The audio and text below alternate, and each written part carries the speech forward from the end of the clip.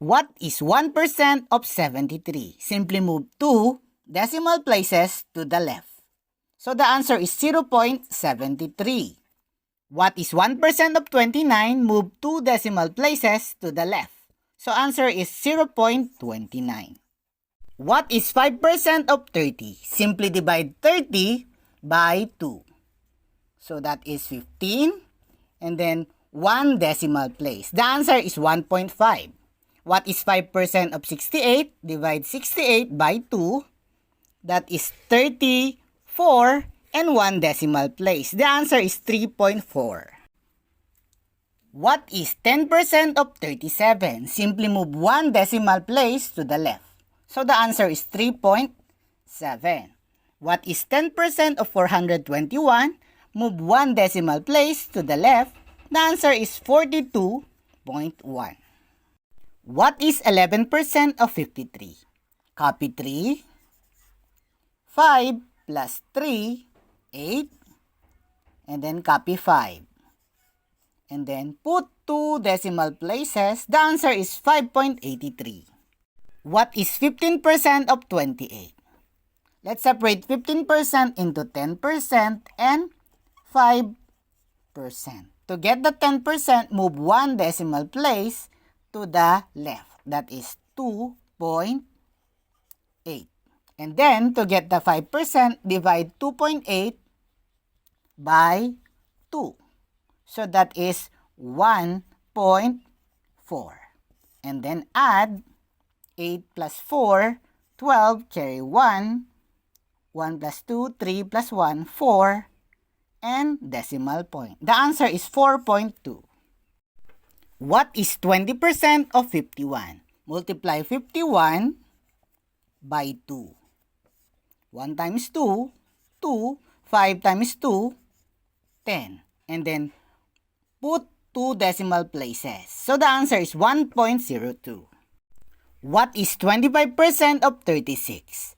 Simply divide 36 by 4. 36 divided by 4, the answer is 9. What is 25% of 80? Divide 80 by 4. So the answer is 20. What is 30% of 94? First, get the 10%. Move 1 decimal place to the left. So we have 9.4 and then multiply by 3. 4 times 3, 12, carry 1.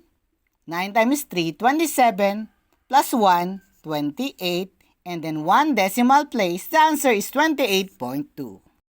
What is 40% of 57? Get the 10% first, move 1 decimal to the left.